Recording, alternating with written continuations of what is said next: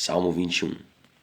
Caso oremos hoje pedindo benefício e recebamos, devemos antes que o sol se ponha, louvar a Deus por essa misericórdia. O mereceremos receber uma resposta negativa na próxima vez que orarmos. Este salmo é chamado de Canção de Triunfo de Davi, e nós podemos nos lembrar dela como a ode real de triunfo. O rei é muito proeminente ao longo do salmo e o leremos para verdadeiramente nos beneficiarmos caso meditemos no rei com doçura enquanto examinamos o texto. Charles Haddon Spurgeon. Estou convencido de que não há ninguém que concorde com a aplicação do salmo precedente a Cristo em sua tribulação e que fale em reconhecer neste salmo Cristo em seu triunfo. No primeiro, ele estava no vale da escuridão, no vale de Acor. Agora está no monte Sião. Ali ele suportava dor e trabalho árduo. Agora não mais se lembra da angústia, pois a alegria por uma semente espiritual que nasceu no mundo. Naquele ele foi ferido por inimigos mortais que o cercaram por todos os lados, mas neste salmo adentrou no que está escrito no Salmo 78. Então o Senhor despertou como de um sono, como um valente que grita, excitado pelo vinho. Fez-se recuar a golpes os seus inimigos, os seus adversários. Ele lhes comminou perpétuo desprezo. Versículos 65 e 66, versos 65 e 66, Hamilton vers Schoyle. Versículo 1. Na tua força, Senhor, o rei se alegra. Jesus é um personagem real. A pergunta, logo tu és rei? Recebeu uma resposta completa dos lábios do Salvador. Tu dizes que sou rei. Eu para isso nasci, e para isso vim ao mundo, a fim de dar testemunho da verdade. Ele não é meramente um rei, mas o rei.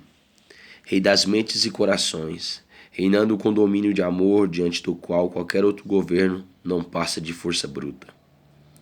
Ele foi proclamado rei mesmo estando na cruz, pois ali, de fato, aos olhos da fé, reinou como em um trono, abençoando os necessitados filhos da terra, com mais do que prodigalidade imperial. Charles Haddon Spurgeon. Tua força, tua salvação. A questão da alegria não está na força somente, mesmo considerando-se todas as suas formas. Não na força de Deus, se esta não for acompanhada pela salvação. Força não para nos abater, mas para nos libertar. Este é o lado jubiloso. Agora veja por outro ângulo. Da mesma forma que a força, se resultar em salvação, será o maior motivo para alegria. Então, a salvação, se acompanhada da força, fará a alegria ainda mais jubilosa, pois se torna fonte de salvação, libertação poderosa. Lancelot Andrewes, em Conspiração dos Goles. A alegria aqui mencionada é descrita por uma nota de exclamação e uma palavra de admiração. E como exulta! O regozijo de nosso Senhor ressuscitado, ressurreto, deve ser como sua agonia inefável. Caso ergam-se as montanhas de sua alegria em proporção à profundidade dos vales de sua tristeza, então sua sagrada bem-aventurança é tão elevada quanto o sétimo céu. Pela alegria que foi posta diante dele, Cristo suportou a cruz, desprezando a vergonha, e agora essa alegria diária cresce, pois ele repousou em seu amor e se alegra com seus redimidos com canções, pois no momento devido serão levados para encontrar salvação em seu sangue. Regozijemos com nosso Senhor na salvação vinda de Deus, enviada a nós, estendendo-se a outros e rapidamente cercando todos os territórios. Não precisamos ter medo de alegria excessiva nesse aspecto. Essa fundação sólida sustentará muito bem o edifício mais elevado de alegria. Os clamores dos metodistas primitivos na empolgação da alegria eram muito mais perdoáveis do que nossa própria mornidão. Os clamores dos arminianos metodistas primitivos na empolgação da alegria eram muito mais perdoáveis do que nossa própria mornidão de calvinistas e presbiterianos. Nossa alegria deveria ter em si algum tipo de inefabilidade. Charles Haddon Spurgeon. Não lhe negaste as súplicas dos seus lábios. O que significa no poço do coração certamente emergirá no balde dos lábios. O que fica no poço do coração certamente emergirá no balde dos lábios. E essas são as únicas verdadeiras orações onde o desejo do coração vem primeiro e o pedido dos lábios o acompanha, o segue. Versículo 3. Pois os supres das bênçãos de bondade.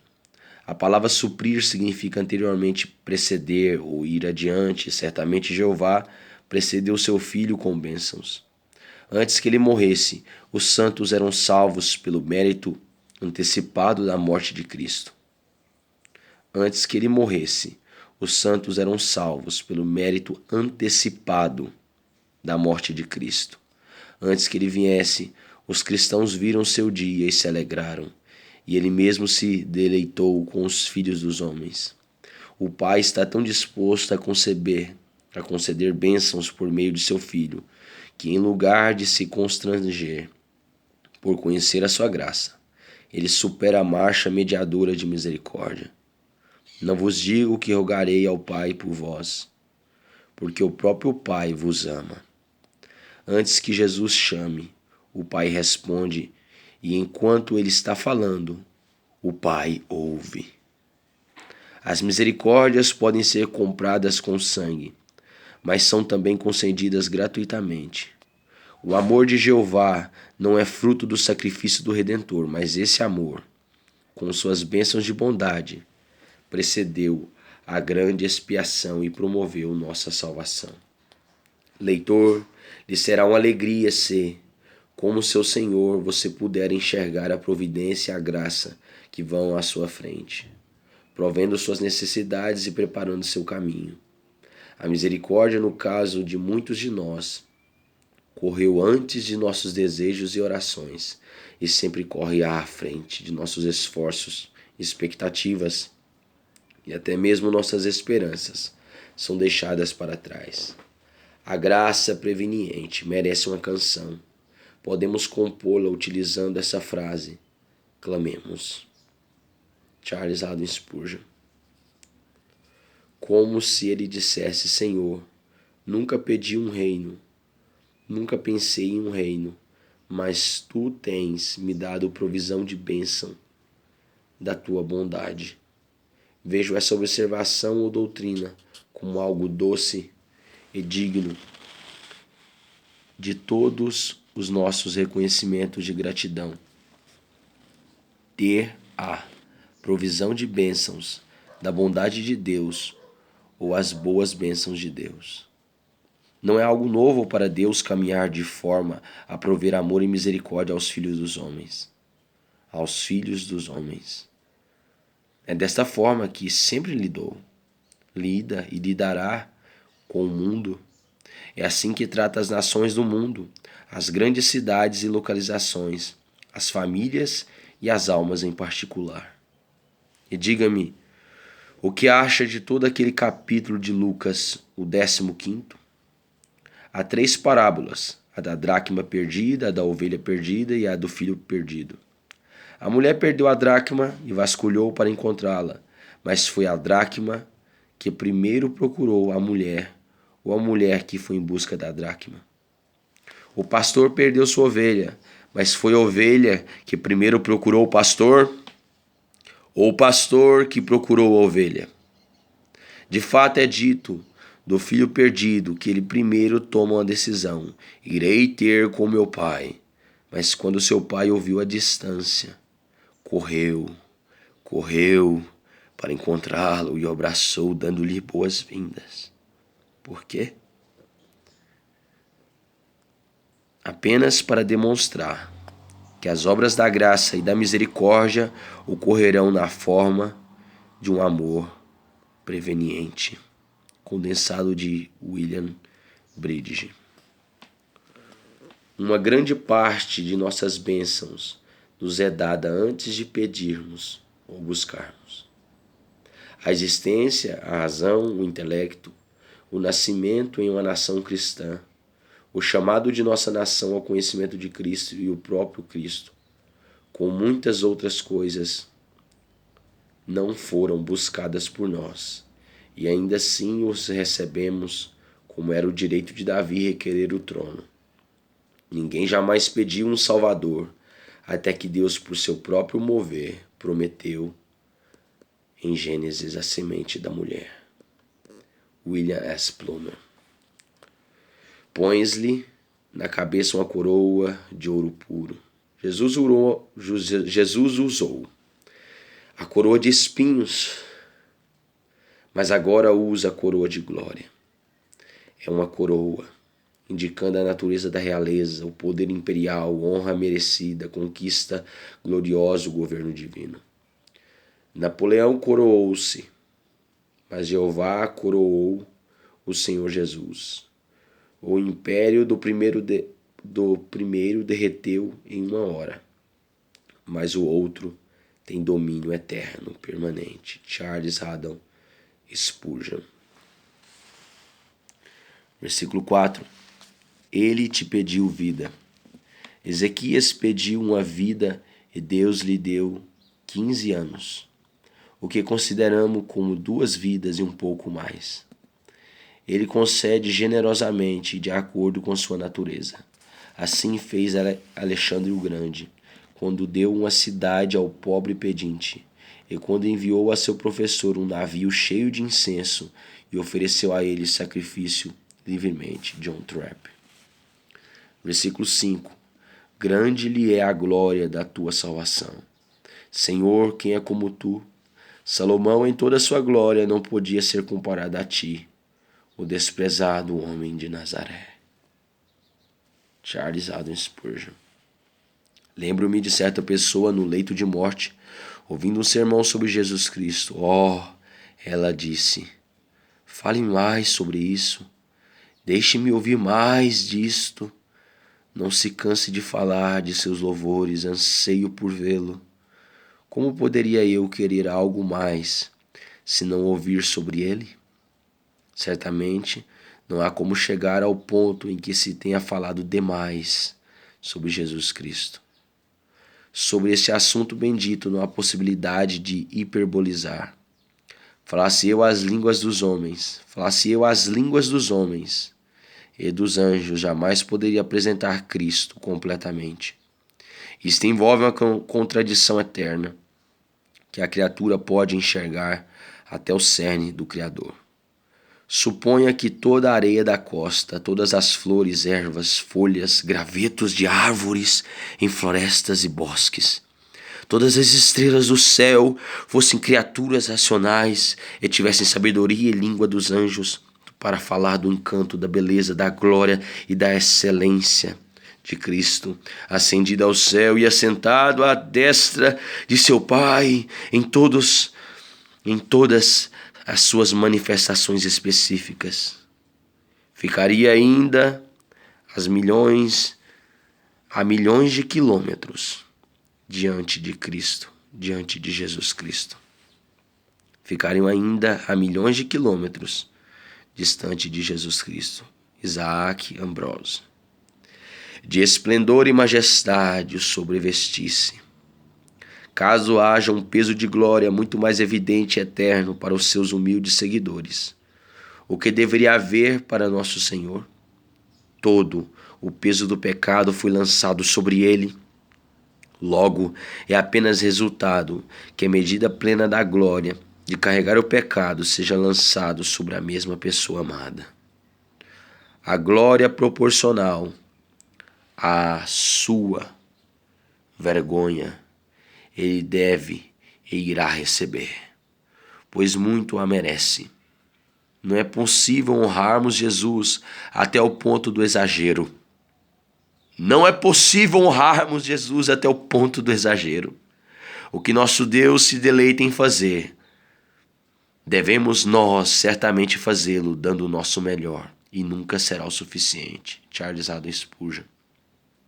Feliz é aquele que tem uma mão ou um braço com o qual colocar a coroa na cabeça de nosso mais alto rei, cuja carruagem é revestida de amor. Houvesse 10.000 céus criados acima do mais elevado céu, e ainda muitos acima destes, e mais muitos outros acima, até que os anjos se cansassem de contá-los. Ainda seria um assento baixo demais para fixar o trono magnífico acima de todos os outros para o Senhor Jesus, a quem você pertence. Samuel Rutherford. Versículo 7. Pela misericórdia do Altíssimo, jamais vacilará. A misericórdia eterna garante o trono mediador de Jesus. Ele é o Altíssimo. Em todos os aspectos emprega todas as suas perfeições infinitas para manter o trono de graça sobre o qual nosso Rei em Sião reina. Ele não foi movido por seu propósito, nem em sofrimentos, nem por seus inimigos. Ele não será movido por conclusão dos seus planos. Ele é o mesmo ontem, hoje e para sempre. Hebreus 13:8, Charles Haddon Spurgeon. O versículo 8. Quem suportará o dia da sua vinda, considerando que os irmãos de José ficaram aterrorizados, de modo que não puderam responder, quando ele disse, eu sou José. Como será com os pecadores quando ouvirem a voz do Filho de Deus? Quando ele triunfar sobre eles em sua ira e lhes disser, sou eu a quem vocês desprezaram. Sou eu a quem vocês ofenderam. Sou eu a quem vocês crucificaram. Considerando que essas palavras sou eu, derrubaram os soldados no Jardim das Oliveiras, João 18:6. Ainda que pronunciadas com extrema mansidão, como será quando sua indignação, raiva, ira irromper, quando for derramada sobre seus inimigos como relâmpago e os reduzir a pó? Nesse momento, então, clamarão em terror e dirão às montanhas, cai sobre nós, escondei-nos da face daquele que se assenta no trono e da ira do Cordeiro. Apocalipse 6:16, James Knowett. Versículo 9. Tu os tornarás como em fornalha ardente, quando te manifestares. O Senhor, na sua indignação, como estilhaças, como estilhas lançadas em um forno, eles queimarão furiosamente sob a ira do Senhor, e os lançarão na fornalha acesa, ali haverá choro e ranger de dentes. Essas são palavras terríveis, e esses mestres causam grande mal ao esforçarem por seus raciocínios de sofistas para enfraquecê-las. Leitor, jamais tolere pequenos pensamentos do inferno. Caso contrário, em pouco tempo você terá graves pensamentos de pecado. O inferno dos pecadores deve ser temido, além de toda e qualquer concepção ou tal linguagem como a atual não seria utilizada. Quem escolheria ter o Filho de Deus como inimigo, se tal derrota aguarda seus inimigos? A expressão na sua indignação nos lembra que assim como agora é o tempo de sua graça, também haverá um momento estabelecido para sua ira. Para sua ira, o juiz dá o veredito na hora designada. Há um dia para a vingança do nosso Deus. Que aqueles que desprezam o dia da graça lembrem-se deste dia de ira. Charles Haddon Spurgeon. Eles não serão somente lançados na fornalha acesa, Mateus 13:42, mas ele fará deles as próprias fornalhas acesas. Eles serão seus próprios algozes. Os reflexos e terrores de suas próprias consciências serão seu inferno. Aqueles que poderiam ter tido Cristo como comandante e salvador, mas o rejeitaram e lutaram contra ele, terão na simples lembrança deste fato o suficiente para fazer deles, por toda a eternidade, fornalhas acesas para si mesmos. Matthew Henry. Não há poder que possa nos resgatar da ira de Deus. Nenhum resgate a não ser o sangue de Cristo poderá nos salvar, nos redimir. A vontade de Deus em execução será seguida por todos os seus atributos, virtudes e perfeições. Se sua vontade diz ire-se, seu olho procura o objeto de sua ira e o encontra. Sua sabedoria equilibra o cálice. Sua mão afia a espada, seu braço dá o golpe. Portanto, vê-se que há um momento para a ira de Deus com o pecado, porque assim ele determinou. John Craig. Versículo 11. Se contra ti intentarem o mal, Deus leva em conta as intenções, os pensamentos. Aquele que gostaria, mas não pode, é tão culpado quanto aquele que o fez. A Igreja de Cristo e sua causa, não somente atacadas por aqueles que não as compreendem, mas há muitos que têm a luz e assim a odeiam. O mal intencional tem um vírus em si que não é encontrado nos pecados de ignorância. Agora, homens incrédulos que atacam o Evangelho de Cristo premeditadamente cometem grande crime, grande pecado, e sua punição será proporcional. As palavras contra ti nos mostram que aquele que intenta o mal contra o mais pobre cristão planeja o mal contra o próprio rei. Saulo, Saulo, por que tu me persegues? Que os perseguidores fiquem atentos e urdirem intrigas não conseguirão efetuá-los. O desejo de poder é o tropeço dos pés daqueles que odeiam o Senhor Jesus. Eles têm a perversidade para imaginar, a astúcia para elaborar e a malícia para tramar a maldade. Mas bendito seja Deus, eles falharão em competência, contudo serão julgados por suas intenções e a vontade valerá pela ação. E a vontade valerá como se fosse uma ação no dia do juízo final, no dia de prestação de contas. Charles Haddon Spurgeon.